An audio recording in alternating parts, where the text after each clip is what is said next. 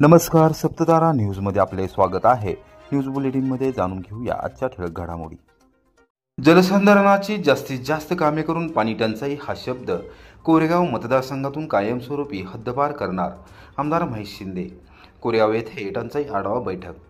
कोरेगाव विधानसभा मतदारसंघात समाविष्ट असलेल्या कोरेगाव तालुक्यातील गावांमध्ये गेले 5 वर्षांमध्ये प्रभावी उपाययोजना करण्यात आल्याने पाणी टंचाईची झळ कमी बसू लागली आहे। येणाऱ्या काळात जलसंधारणाची जास्तीत जास्त कामे करून पाणी टंचाई हा शब्द कायमस्वरूपी हद्दपार करण्यासाठी लोकप्रतिनिधी, प्रशासन आणि ग्रामस्थ शेतकऱ्यांनी एकत्रित यावे। एकोप्याने आपण पाणी टंचाईवर मात करूया असा विश्वास आमदार महेश शिंदे यांनी व्यक्त केला। शहरातील गजरा मंगल कार्यालयात मंगळवारी दुपारी 12:30 वाजता आमदार महेश शिंदे यांच्या अध्यक्षतेखाली टंचाई आढावा बैठक झाली। त्याप्रसंगी मार्गदर्शन करताना ते बोलत होते।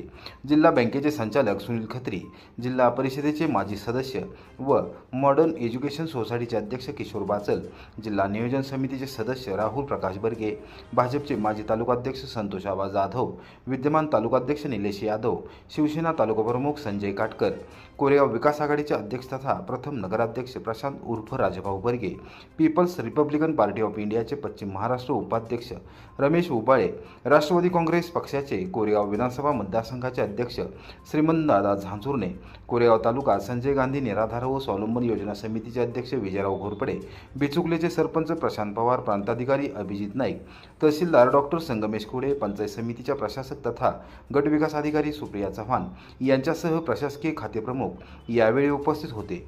आमदार महेश शिंदे यांनी यावेळेस टंचाई आढावा बैठक उशिरा घेण्यामागील भूमिका विशद केली। प्रांताधिकारी अभिजित नाईक यांनी पाणी टंचाई काळात तातडीने उपाययोजना करण्यासाठी प्रशासन कार्यतत्पर असल्याचे सांगितले। ज्या गावांना टँकरची आवश्यकता आहे त्यांनी तातडीने प्रस्ताव सादर करावे, त्यांना लवकरात लवकर मान्यता दिली जाईल असा शब्द त्यांनी दिला। तहसीलदार डॉक्टर संगमेश खुडे यांनी प्रशासनाच्या वतीने पाणी टंचाईवर मात करण्यासाठी करण्यात येत असलेल्या उपाययोजनांची माहिती दिली। शिरंबे येथील ग्राम महसूल अधिकारी राहुल होनराव यांनी स्वागत व प्रास्ताविक केले। ग्रामीण पाणीपुरवठा विभागाचे उपअभियंता मिटकरी यांनी कोरेगाव तालुक्यातील टंचाई आराखड्याचे वाचन करत पाणी टंचाईबाबत सविस्तर माहिती दिली। टंचाईची आज सभा आपण सुरू करतो। ही सभा घेताना आपण जर मागच्या 5 वर्षाचा आढावा घेतला असेल, सगळ्यात टंचाईग्रस्त गावं कुठली असायची? रामोसवाडी, शेलटी, तिरकिंडी, भाटमवाडी, बोरदाईवाडी, बोधेवाडी ते बागळ्यापर्यंतची सगळी गावं प्रचंड टंचाईग्रस्त असायची। परंतु यावेळी सगळ्यात मोठी आपली उपलब्धी आहे, आपण आपला भांडव्याचा तलाव, इथं कृष्णा खोरेचे आमच्या अधिकारी कुलकर्णी साहेब आले, आपला भांडव्याचा तलाव हा आपण पावसाळ्यात भरून घेतला, त्यामुळं आज तिथल्या गावांना पाणी टंचाई भासत नाही। टीपीडीएस मधून आपण हासेवाडी असेल, चिलेवाडी असेल, नागेवाडी असेल, त्या सगळ्या गावांना आपण पाईपलाईन केल्या, त्यामुळं त्या गावांचा पाणी पुरवठा सुरळीत आहे। वाडी सारखं गाव आहे, त्याला टीपीडीएस आपण साहेब मंजूर केली। परवा पाणी पुरवठा विभागानं मंजुरी पण दिली टीपी बसवायला। भोलेवाडीमध्ये आपण बुकिंगला काम केलं, चांगलं काम आहे त्यांचं, सरपंचांचं त्यांचं काम खूप चांगलं आहे। आपला डीपी बसला, इलेक्ट्रिकचं काम झालं नाही अजून, मोटर तरी बसणार, पाणी चालू केलं का? महायुती सरकारचा शेतकऱ्यांवर विश्वास नाही, आता वीज बिल वसुलीसाठी साखर कारखानदारांवर दबाव। शेतकरी हितासाठी आंदोलन छेडणार आमदार शशिकांत शिंदे। सातारा येथे महावितरण कंपनीच्या उच्चपदस्थ अभियंत्यांची घेतली भेट। महायुती सरकार एकीकडे शेतकऱ्यांचे वीज बिल माफ करत असल्याचे सांगत आहे, तर दुसरीकडे को जनरेशन सारख्या वीज निर्मिती प्रकल्प असलेल्या साखर कारखान्यांकडून शेतकऱ्यांच्या ऊस बिलातून वीज बिलाची रक्कम भरून घेण्याबाबत आदेश काढत आहे। एकूणच शेतकरी हे देशाचा आणि राज्याचा कणा आहेत। ते काही फसवणूक करणारे नाहीत असे असताना मोठ्या उद्योगपतींच्या कोट्यवधी रुपयांच्या थकीत वीज बिलांकडे दुर्लक्ष करत सरकार शेतकऱ्यांवर अन्याय करत आहे। सरकारने हा मोहम्मद तुगलकी अथवा रद्द न केल्यास रस्त्यावर उतरून आंदोलन छेडले जाईल असा इशारा माजी मंत्री आमदार शशिकांत शिंदे यांनी दिला। सातारा येथे मंगळवारी दुपारी 4 वाजता महावितरण कंपनीचे अधीक्षक अभियंता बाळासाहेब हळणोर आणि कार्यकारी अभियंता डॉक्टर अमित वारटके यांची भेट घेऊन शेतकऱ्यांवर होत असलेल्या अन्यायाबाबत जाब विचारला। महायुती सरकारकडे पैसे नाहीत, निवडणूक जिंकण्यासाठी वेगवेगळे फंडे काढले, मात्र तिजोरी मोकळी असल्याने आता कोणत्याही मार्गाने पैसे जमा करण्याचा फतवा सरकारने काढला आहे। त्यातून महावितरण कंपनीने वीज निर्मितीच्या को जनरेशन युनिट असलेल्या साखर कारखान्यांना पत्र देऊन शेतकऱ्यांच्या ऊस बिलातून वीज बिलाची रक्कम जमा करून घेत महावितरण कंपनीकडे पाठवावी असा फतवा काढला आहे। हे अत्यंत अयोग्य आहे। शेतकऱ्यांवर अन्याय करणारा हा फतवा आहे, तो तातडीने रद्द करावा, अन्यथा शेतकरी हितासाठी रस्त्यावर उतरल्याशिवाय राहणार नाही असा स्पष्ट इशारा त्यांनी दिला। वास्तविक पाहता विधिमंडळामध्ये आम्ही शेतकऱ्यांचे लोकप्रतिनिधी या नात्याने आवाज उठवला। त्यानंतर सरकारने 3 हॉर्स पॉवरवरून 7.5 हॉर्स पॉवरपर्यंत वीज वापरणाऱ्या शेतकऱ्यांचे वीज बिल माफ करण्याचे जाहीर केले। सातारा जिल्ह्यात 7.5 हॉर्स पॉवरपर्यंत वीज वापर करणाऱ्या शेतकऱ्यांची संख्या मर्यादित आहे। त्यामुळे दरमहा सातारा जिल्ह्यातून 75 कोटी रुपये वीज बिलातून कंपनीला मिळत होते, ते आता मिळत नाहीत। राज्य सरकार ते पैसे भरत आहे असे सांगितले जाते। प्रत्यक्षात मात्र शेतकऱ्यांना दिलेल्या वीज बिल माफीची तूट भरून काढण्यासाठी आता साखर कारखान्यांना बळीचा बकरा बनवला जात आहे। जर तुम्ही शेतकऱ्यांच्या ऊस बिलातून वीज बिलाची रक्कम कपात करून घेतली नाही तर कोजनरेशन प्रकल्पातून तयार होणारी तुमची वीज आम्ही खरेदी करणार नाही असा इशारा देखील दिला गेला आहे। एकूणच सरकार शेतकऱ्यांची अडवणूक करत आहे असे दिसून येत आहे। महायुती सरकार शेतकऱ्यांविषयी खोटा कळवळा दाखवत आहे। जे शेतकरी अथवा वीज ग्राहक 10 हॉर्स पॉवरच्या वर वीज वापर करत आहेत त्यांच्या 2 महिन्याच्या वीज बिलाची सरासरी काढून त्यांच्याकडून वाढीव अनामत रक्कम भरून घेतली जात आहे। एक वर्षात 2-3 वेळा शेतकऱ्यांकडून अनामत रक्कम सुरक्षा ठेव भरून घेतली जात आहे।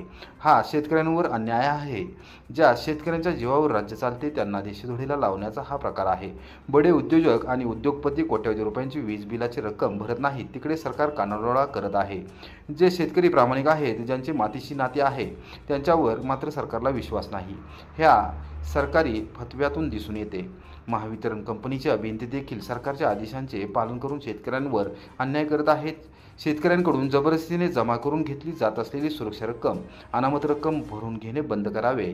शेतकऱ्यांच्या ऊसाच्या बिलातून वीज बिलाची रक्कम जमा करून घेण्याबाबत काढण्यात आलेला फतवा रद्द करावा। असे न केल्यास सरकारला पावसाळी अधिवेशनामध्ये निश्चितपणे जाब विचारणार आहे। त्याचबरोबर शेतकऱ्यांना बरोबर घेऊन महावितरण कंपनीच्या सातारा येथील मंडल कार्यालयासमोर तीव्र आंदोलन छेडले जाईल असा इशारा देखील आमदार शिंदे यांनी दिला। राज्यातील शेतकरी आत्महत्या रोखण्यासाठी महायुती सरकार कटिबद्ध, मंत्री मकरंद पाटील।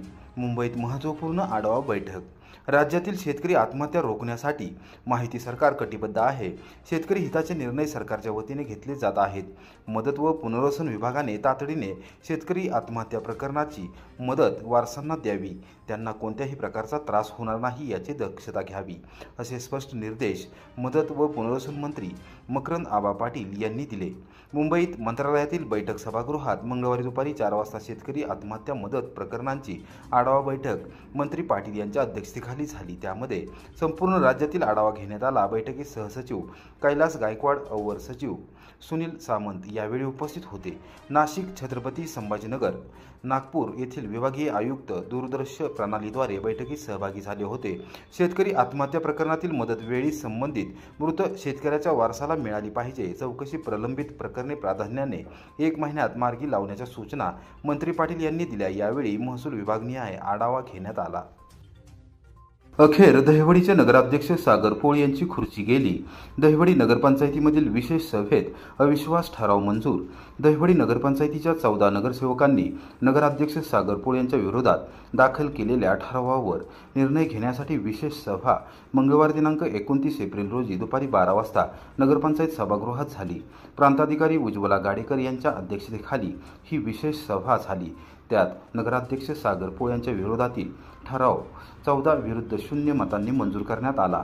दहिवडी नगरपंचायतीच्या नगरसेवक धनाजी जाधव व इतर 13 नगरसेवकांनी महाराष्ट्र नगर परिषदा नगरपंचायती व औद्योगिक नागरी अधिनियम 1965च्या कलम 341(ब)(5) नुसार नगराध्यक्षांना काढून टाकण्याबाबतचे मागणीपत्र दिनांक 21 एप्रिल 2025 रोजी सातारच्या जिल्हाधिकारी कार्यालयात समक्ष सादर केले होते। जिल्हाधिकारी संतोष पाटील यांच्या आदेशानुसार प्रांताधिकारी उज्ज्वला गाडेकर यांना पीठासन अधिकारी म्हणून प्राधिकृत करण्यात आले होते। त्यानुसार मंगळवारी विशेष सभेचे आयोजन करण्यात आले होते। गाडेकर यांनी 14 नगरसेवकांचे मत विचारात घेऊन सुधारित अध्यादेशाचे अवलोकन करून विशेष सभेचे कामकाज पूर्ण करून अहवाल जिल्हाधिकारी कार्यालयास पाठवला। नवीन नियमाच्या आधारे सदर विशेष सभा झाल्याने आणि 14 नगरसेवकांनी हात वर करून नगराध्यक्ष सागर पोळ यांच्याबाबत नाराजी दर्शवल्याने त्यांना आपल्या पदावरून पायउतार व्हावे लागले। नगरसेविका सुरेखा पखाले, माजी नगराध्यक्ष आणि विद्यमान नगरसेवक धनाजी जाधव, नगरसेवक रुपेश मोरे, नगरसेवक महेश जाधव आणि राष्ट्रवादी काँग्रेसचे स्थानिक गटनेते सुरेंद्र मोरे, नगरसेविका नीलम जाधव यांची नावे सध्या नगराध्यक्ष पदासाठी चर्चेत आहेत। त्यानुसार आता दहिवडीचा नवा कारभारी कोण होणार याकडे सर्वांचेच लक्ष लागून राहिले आहे। नवीन नगराध्यक्ष निवड होईपर्यंत विद्यमान उपनगराध्यक्ष राजेंद्र साळुंखे हे प्रभारी नगराध्यक्ष म्हणून दहिवडीचा कारभार पाहतील अशी चर्चा होती। मात्र ती चर्चा फोल ठरली। पीठासन अधिकारी उज्ज्वला गाडेकर यांनी पाठवलेल्या अनुपालन अहवालावर जिल्हाधिकारी संतोष पाटील जोपर्यंत नगराध्यक्ष पदाबाबत निर्णय देत नाहीत तोपर्यंत नगराध्यक्षपद रिक्तच राहणार आहे असे रात्री उशिरा स्पष्ट झाले। नगराध्यक्ष सागर पोळ हे सर्व नगरसेवकांना विश्वासात न घेता काम करत होते आणि कायम त्यांचा दांडगावपणा चालत होता। म्हणजे एक ठराव झाला का एक ठराव लिहायचा, अशा बऱ्याच गोष्टी, ह्याला एक सांगायचं त्याला एक सांगायचं। त्यामुळं आमच्या आता महिला दिनाचा कार्यक्रम एवढा चांगला सुंदर नियोजन करून 2 वेळा मीटिंग घेऊन सुद्धा झाला नाही। त्यामुळं आम्ही त्याच्या विरोधात जाऊन 14 जणांनी अविश्वासाचा ठराव दाखल केला आणि तो आज मंजूर झाला। ह्याच्यात आम्हाला सर्वांना आनंद आहे। आणि माझी वसुंधराचे